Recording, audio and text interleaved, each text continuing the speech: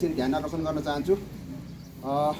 मौन दान कार्यक्रमभन्दा पहिला म जुन मृतकको चाहिँ आफ्नो सम्पूर्ण बायोडाटाहरू चाहिँ म पढेर सुनाउन चाहन्छु।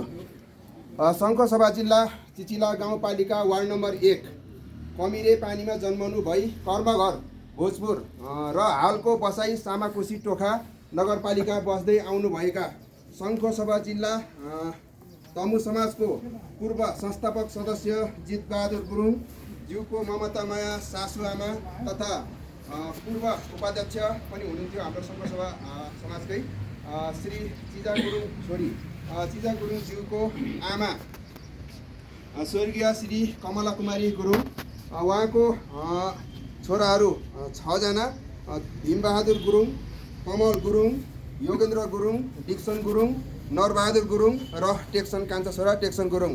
त्यसै गरी छोरीहरू मुङ्गा गुरुङ, भीमकुमारी गुरुङ, चिजा गुरुङ, मधु गुरुङ र सुशीला गुरुङ हुनुहुन्छ। जम्मा गरी 11 जना छोराछोरीहरू र मृतक स्वर्गीय कमला कुमारी गुरुङको जन्म मिति 1993 सालमा जन्मनु भएको थियो र हिजो मात्रै मिति 2081 08-25 गते मङ्गलबार आफ्नै निवासमा दिनको 15:35 बजे 3:35 जाँदा 97 वर्षको उमेरमा निधन भएको थियो।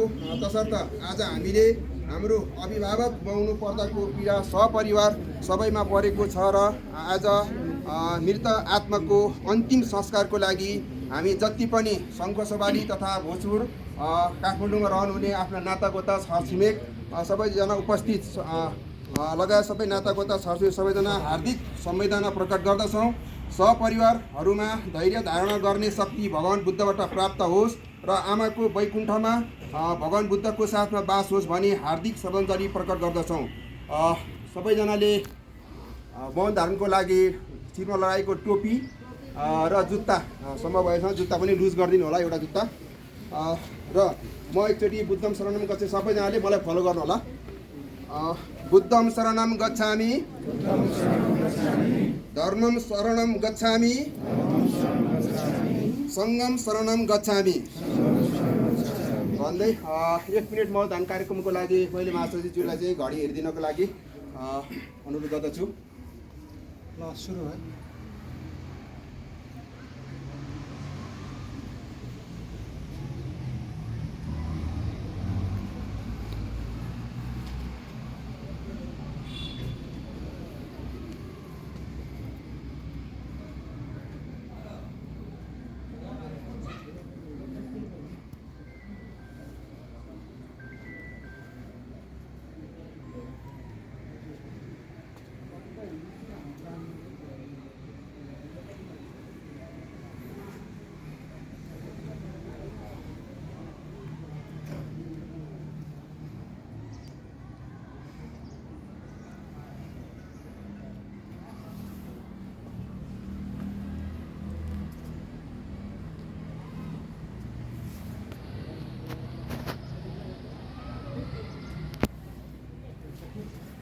धन्यवाद।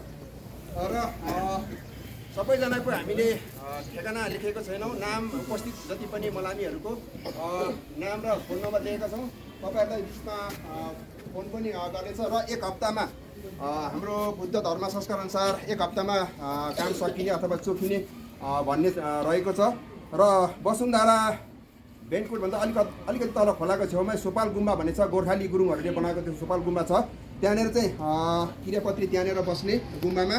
र मङ्गलबार 1 हप्तापछि भनेपछि 2 गते मङ्गलबार चाहिँ सबैजना चोखिनको लागि मलामीहरू सबैजना उपस्थित भइदिनु हुनको पितृ प्रसादको लागि उपस्थित भइदिनु हुनको लागि अनुरोध पनि गर्दछु।